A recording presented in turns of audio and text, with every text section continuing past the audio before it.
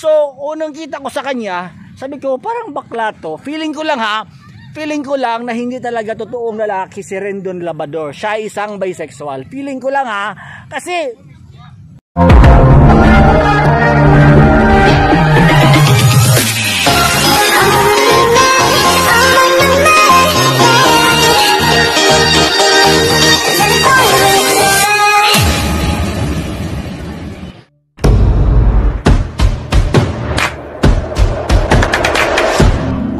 minsan talaga, ikaw lang makakatupad ng wish mo.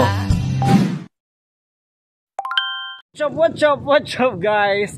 Welcome back to my channel.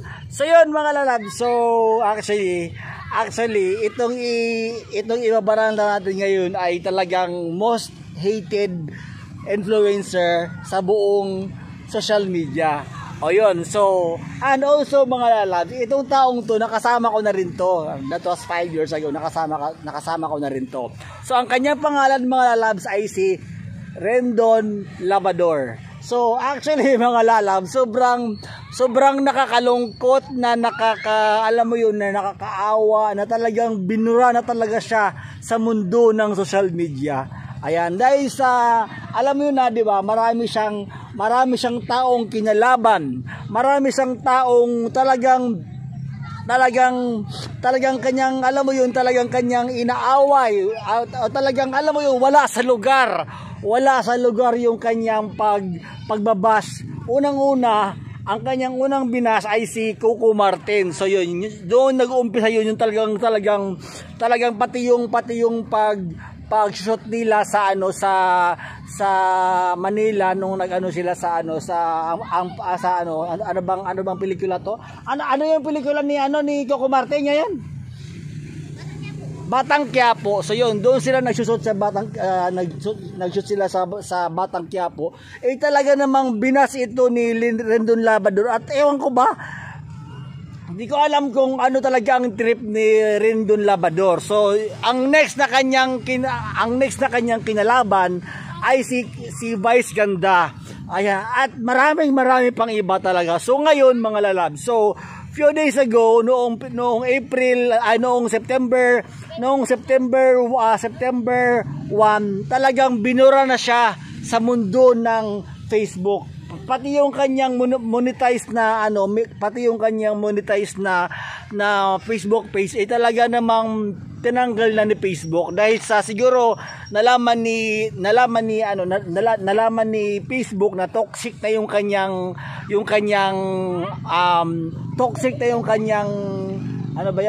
content at marami na sa talaga siyang kinalaban talaga, sila Vice Ganda, sobrang dami na.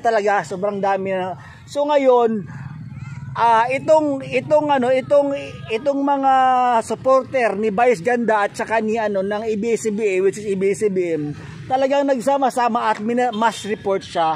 And alam nyo ba na hindi lang Facebook talagang binura siya, pati sa TikTok binura na rin siya.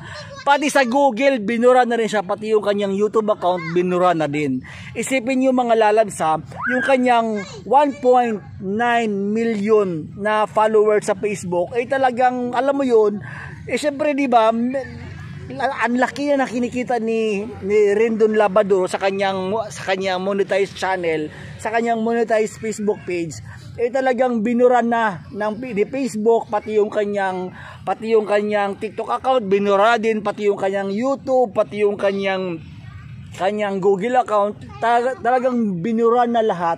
So nakakaawa dahil 'di ba, hindi siya nag-iisip o hindi siya nag-iisip sa kanyang content na marami siyang taong masagasaan at marami siyang taong, alam mo yun, na. At alam nyo ba mga lalab, so ito na, so reveal, so ito na yung i-reveal ko sa inyo, no? So 5 years ago mga lalabs, nung nasa pa kami, kasi si Rendon Labrador kasi nag-gym yan so nakita kami yan sa SM Mega Mall, Fitness First. So unang kita ko sa kanya, sabi ko parang bakla to. Feeling ko lang na hindi talaga totoong lalaki si Rendon Labrador, siya isang bisexual. Feeling ko lang ganyan ang mga alam mo yun, ganyan ang mga kung talagang totoong lalaki ka talaga, kung talagang totoong lalaki ka talaga, dapat hindi ka ganoon. Na alam mo yung mambabash ka ng tao, na alam mo yung toxic yung ano mo, toxic yung content mo na wala sa lugar. Isipin mo ha, pati ABS-CBN, pati sila Coco Martin, talagang kinalaban niya talaga. Or dahil nga siguro marami na siyang pera, o dahil ganoon talaga. Siguro ganoon din talaga ang kanyang iniisip, na dahil marami na siyang pera, may mga negosyo na siya, at siya ang tinatawag na self-proclaimed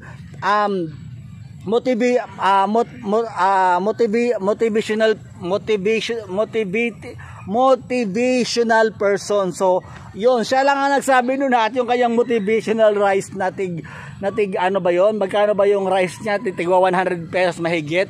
So, talagang hindi bumenta, at marami at yung kanyang restaurant ay talagang nagsarado na, dahil yun na nga, 'di ba? Dahil nga marami na rin siyang brothers, alam mo yun. So, mali yung ginawa niya, na alam mo yung nagpaano siya na nambabas lang siya ng tao. So talagang binura na siya sa mundo ng social media. Nakakaawa ha, dahil isipin mo yung YouTube niya kumikita na, yung Facebook niya kumikita niya, yung kanyang TikTok kumikita na din. So talagang binura na siya lahat, dahil yun na nga. So kaya nga tayo mag-ingat-ingat tayo sa mga pinagagawa natin, mag-ingat-ingat tayo sa mga content natin, na sana wala tayong masagasaang tao, at alam mo yun, wala tayong masaktang tao, wala tayong ma-offend na tao, dahil sa panahon ngayon mga lalabs, hindi na i-report ka na, patay ka na, tapos ka na. So nakakaawa na alam mo yung something ganun, na hindi, alam mo yung ganun na nakakaawa, dahil yun na nga, pinaghirapan niya yun ng sobrang ilang taon na yung kanyang Facebook page, para, alam mo yun, para ma-monetize, pati yung kanyang YouTube channel. So ngayon naman mga lalabs, gumawa na naman ng panibagong Facebook si Rendon Labrador. So actually mga lalabs, crush ko tong taong ito talaga. Oo, sobrang crush ko itong si Rendon Labrador, kasi nung 5 years ago na nakita ko siya, gwapo talaga siya, ang laki ng katawan talaga. O tapos alam mo yung feeling ko talaga bisexual siya, opinion ko lang ha, bisexual siya. So nung nakita ko siya, sobrang gwapo niya talaga, as in legit na gwapo talaga. Pero nung marami na siyang kinalaban, pati yung mga pinanggalingan kong channel, talagang binabash niya, kinakalaban niya. So doon nawala yung aking pagpapalo ko sa actually pinag-block ko siya sa aking mga social media account, dahil syempre ikaw ba naman, 'di ba, si Coco Martin, 'di ba, big star, tapos kinakalaban mo si Coco Martin, 'di ba? Talagang mas lalo niyang pinasikat si Coco Martin. O yun, so that's all for today's vlog mga lalabs. So sa mga hindi pa nakapag-subscribe ng aking YouTube channel, I am inviting everyone to please subscribe my YouTube channel, and please don't forget to hit the bell button para updated kayo sa mga bagong video na upload ko. Always remember mga lalabs, kung may kailangan ka sa buhay mo, gawin mo lang sa nakaraan. Dahil minsan talaga ikaw ang nakakatupad ng wish mo. Bye-bye! Yeah!